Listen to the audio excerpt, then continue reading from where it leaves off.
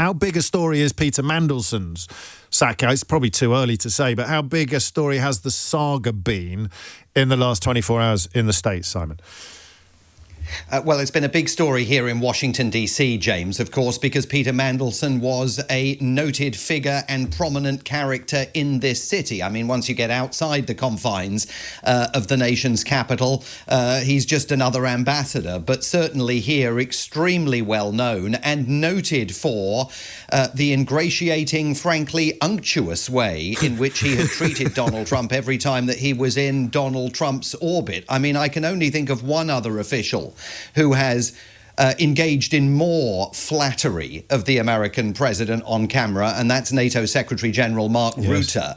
But Peter Mandelson definitely gave him a run for his money, and even over the weekend in what I suspect was his final speech as UK ambassador to the United States at the Ditchley Foundation back there in the UK, Peter Mandelson was articulating the view that the president may not follow the traditional rule book or conventional practice, but he is a risk taker in a world where a business as usual approach no longer works. I mean, the centrality of his message was a reflection of what the Prime Minister's approach to Donald Trump has been throughout this year, which is you've got to flatter him, you've got to work with him, you never confront him, certainly in public. I mean, it was notable that Sir Keir Starmer was not like Friedrich Merz or Emmanuel Macron, confrontational with Donald Trump when they were all here alongside Volodymyr Zelensky after that disastrous Alaska summit between President Trump and Vladimir Putin.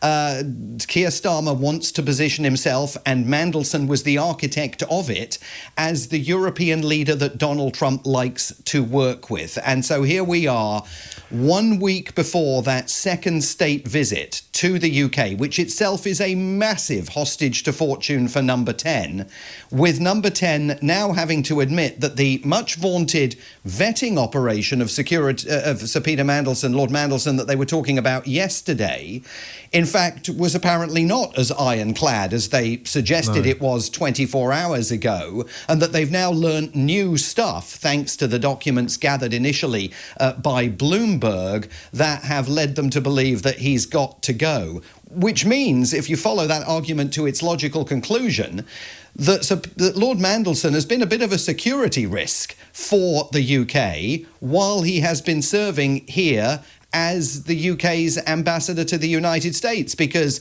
if the British government hadn't seen all of this damning evidence against him with regard to his relationship to Jeffrey Epstein, but other governments might have been aware of its existence, I mean, it's not drawing a ludicrous inference to think that Peter Mandelson may have found himself potentially in a somewhat compromising position. So, I mean, I think it's clearly a disaster in the bilateral relationship. And just to back up a little bit, I have been a little bit baffled by the warmth with which Donald Trump speaks of Sir Keir Starmer. It seems slightly at odds with almost every other aspect of his worldview and his public performance. But you believe that that is largely down to Mandelson's interventions and Mandelson's management?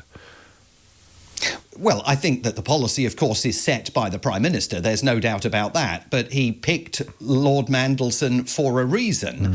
And it was a curious choice, given that Peter Mandelson had been the EU Trade Commissioner. I mean, not someone whose CV necessarily would lend itself to tremendous amounts of admiration from Trump insiders. But he turned to him because he thought that Peter Mandelson had the guile to win Donald Trump over and to try and avoid that confrontation that the Prime Minister, at least over the short term, is eager either to avoid or simply kick into the long grass. I mean, the problem with all of this, James, is that we're a week away from that state visit.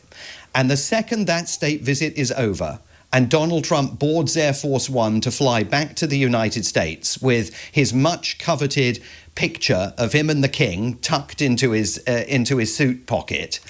At that point, we are going to discover very quickly, I suspect, that it's going to become open season on the UK in terms of the bilateral relationship, because, and there's a link here between Peter Mandelson and the Charlie Kirk killing yesterday, people like Charlie Kirk have been relentlessly telling Donald Trump that free speech is dead in the UK, that Sir Keir Starmer is leading an authoritarian government, that he's taken Britain into the abyss. Those are Charlie Kirk's words just over the last 3 months. And as soon as this state visit is over, the risk for the British government is that Donald Trump starts absolutely accentuating the argument that free speech in the UK is in retreat.